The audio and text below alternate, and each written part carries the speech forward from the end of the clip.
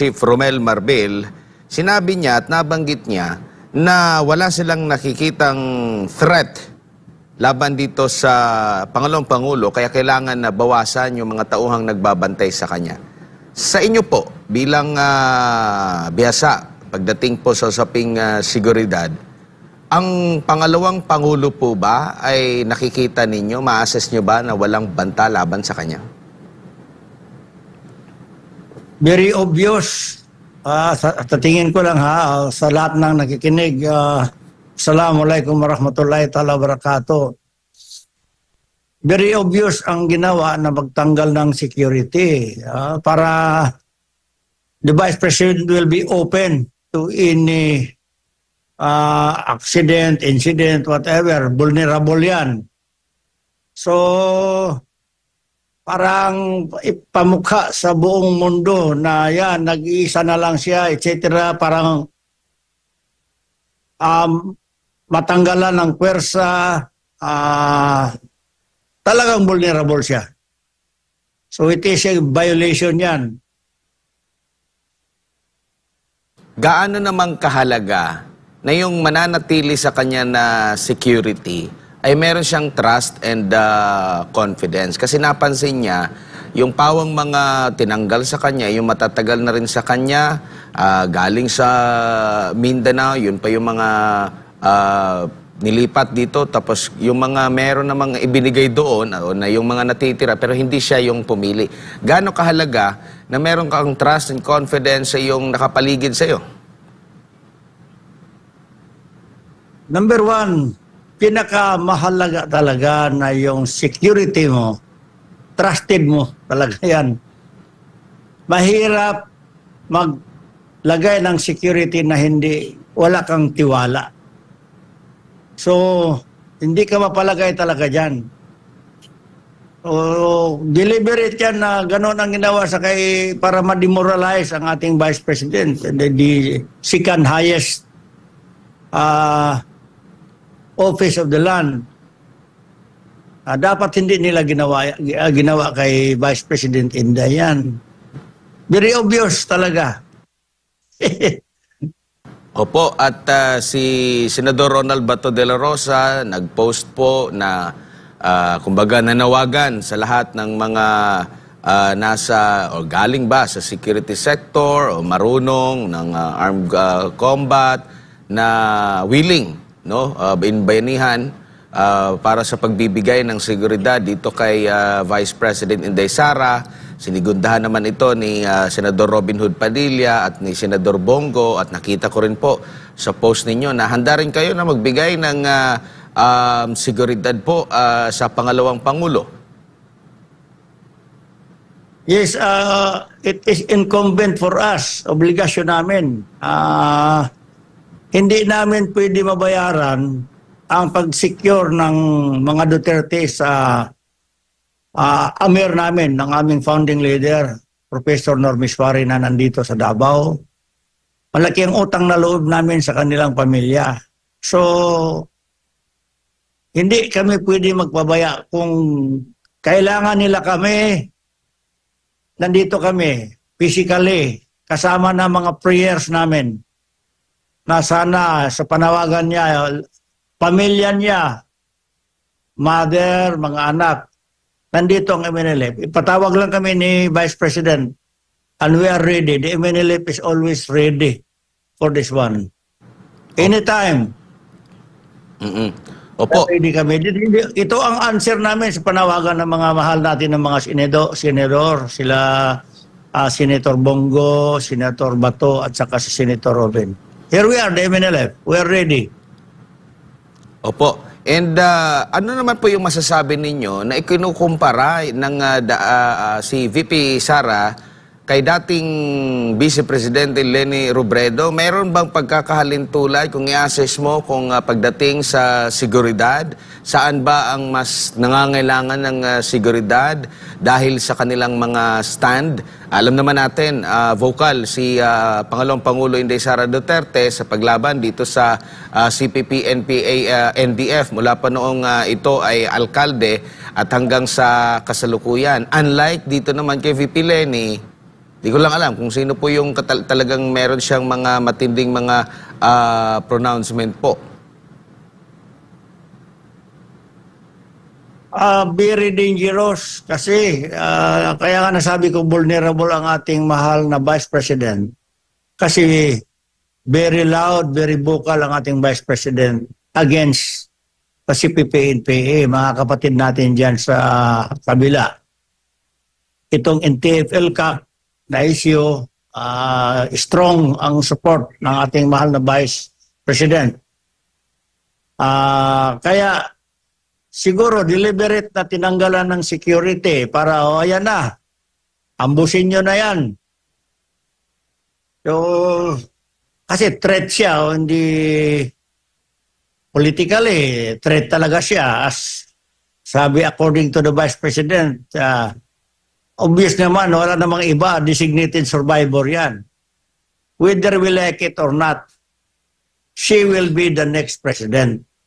Kung talagang magkaroon ng patas na eleksyon.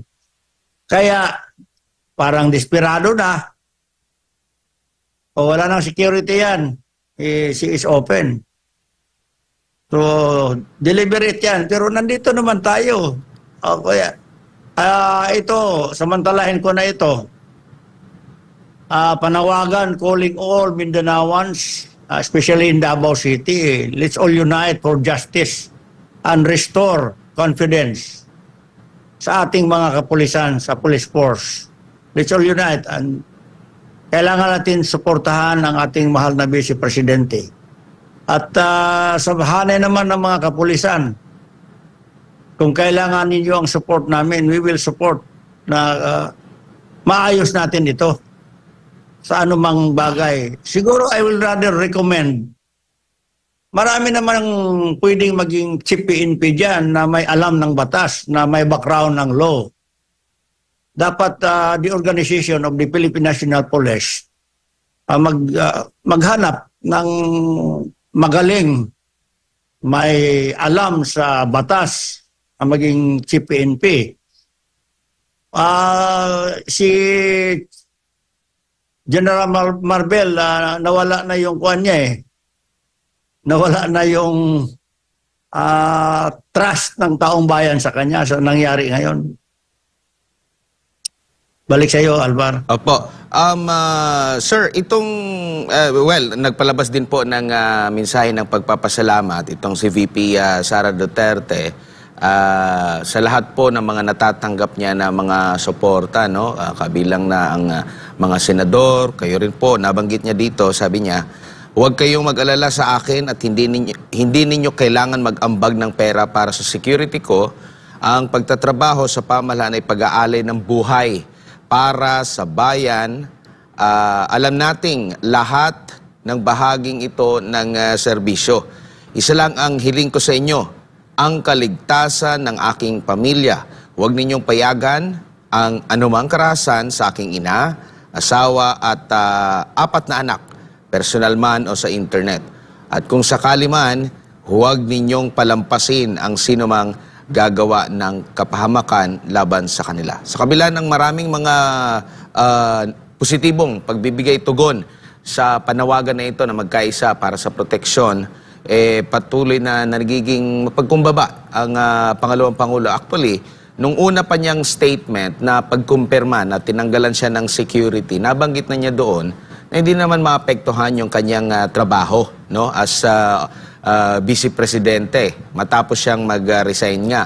Pero yun nga yung ikinainis niya dahil gusto na niyang tuldukan yung issue, yet tuloy-tuloy pa rin itong mga sinasabi niya na kasinungalingang pinagsasabi nitong si Romel Marbel, Sir Asis. Yun na nga, nakikita ko at narinig ko rin na yung halimbawa, nagpadala ng sulat na ganon. So kaya nasabi ng ating Vice Presidente, sinungaling siya. Mm-hmm. So siguro malakas masyado yung boss ni Chief PNP Marbel na wala siyang magawa except to obey. Dapat kung ano ang mandato ng PNP, hindi siya dapat ma-influensya ng any political movement. It's obvious ito, political harassment talaga yan. So sad, nakalulungkot itong nangyari sa ating bayan ngayon. Opo.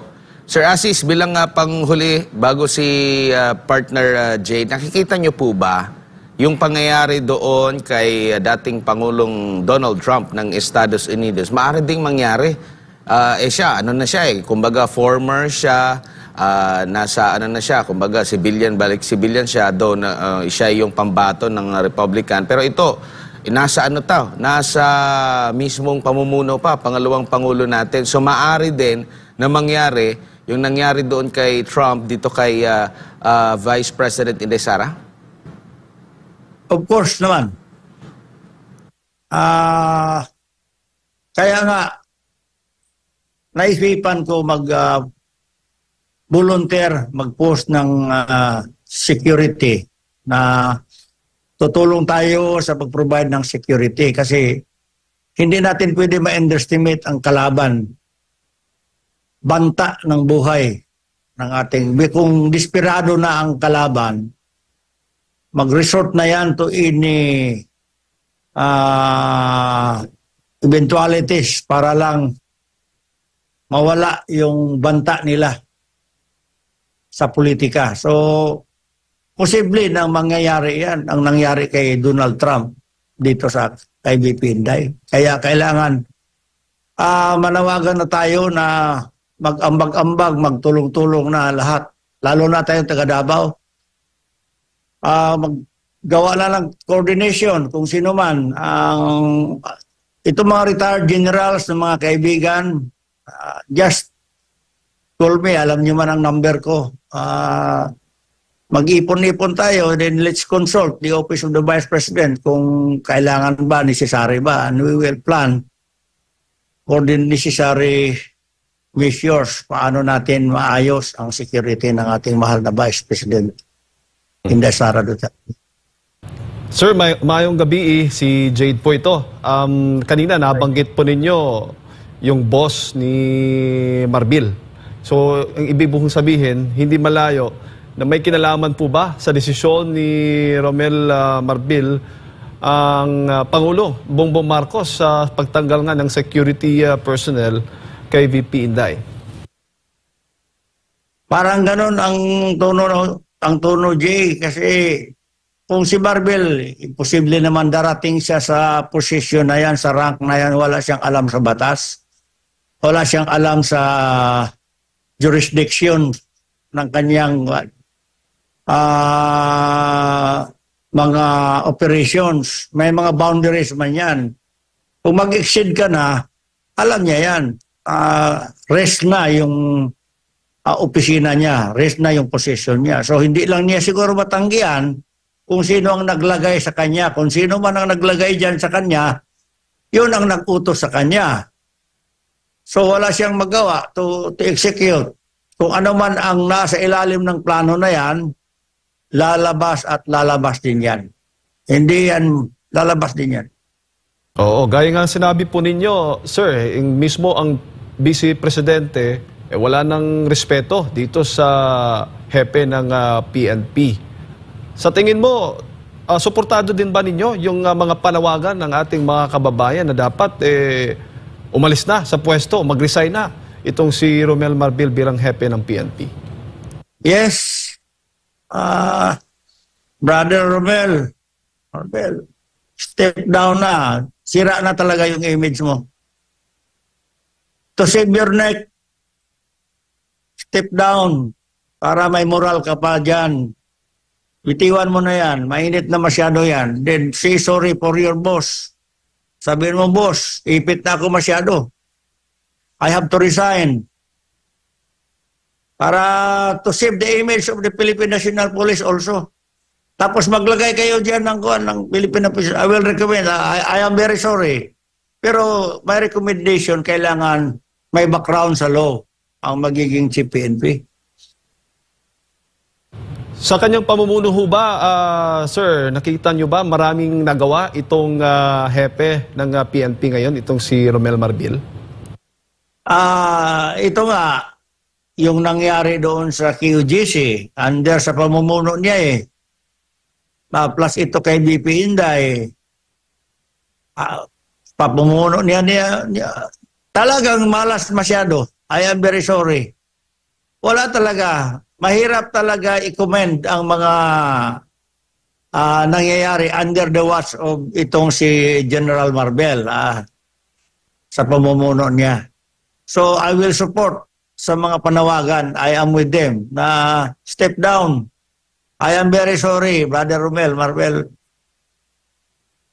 Bukod nga sa walang paggalang sa pangalawang Pangulo, Sir, nakita din po natin kung paano niya kinikilala, o hindi nga kinikilala, itong karapatan ng mga nasa iba't ibang relihiyon, mga naniniwala, nananampalataya, tulad ng KOJC.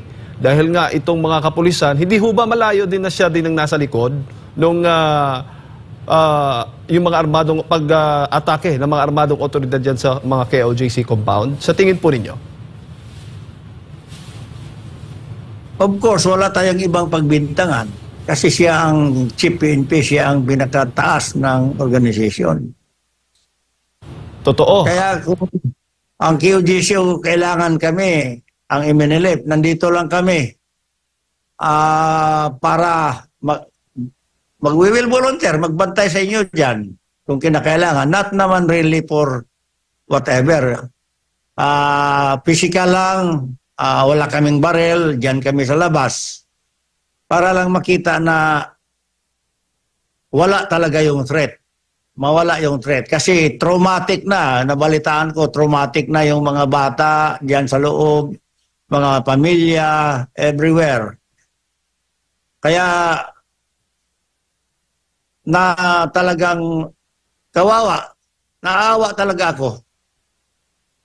Opo, tulad nga ng sinasabi ng Vice Presidente, akala niya yung banta natin sa seguridad ay mula sa mga external element. Yung banta pala mula sa mga opisyal ng gobyerno, tulad ng ating kapulisan, ay yung mga KOJC missionary workers po, ay mismo saksi unang-una sa harassment, intimidation at pagteterror, no? Pananakot na idinudulot po nitong mga kapulisan sa paligid ng mga KOJC compound. Para lang din sa kaalaman ng ating mga kababayan, may mga personnel po ng mga kapulisan dyan sa paligid ng KOJC compound, Sir Olamit, na alam po ninyo yung kanilang mga sasakyan, walang mga plaka. Nagsusuot sila, walang mga name, walang mga pangalan. Paano sila mare-recognize ng mga missionary workers? Ang nakakabahala kasi, baka mga rebelde ito, mga eskalawag na mga pulis, ginagamit ng kapulisan. Nagtatanong lamang po. Exactly. Siguro, palitan yan sila ng kung gusto talaga nila magtrabaho kasi siniswildahan, sinasahodan yan sila. Pwede man sila magpatrolya dyan, wag lang sila magharas. Then display nila yung kanilang pangalan para official. Ang QGC naman, mabait naman yan. Libre pa kayo pagkain dyan, libre kayo snack dyan. Magpakilala lang kayo, nandito kami, magbantay sa inyo. Diba? Diba, Jay? Kung gano'n ang gagawin nila? Yes, sir.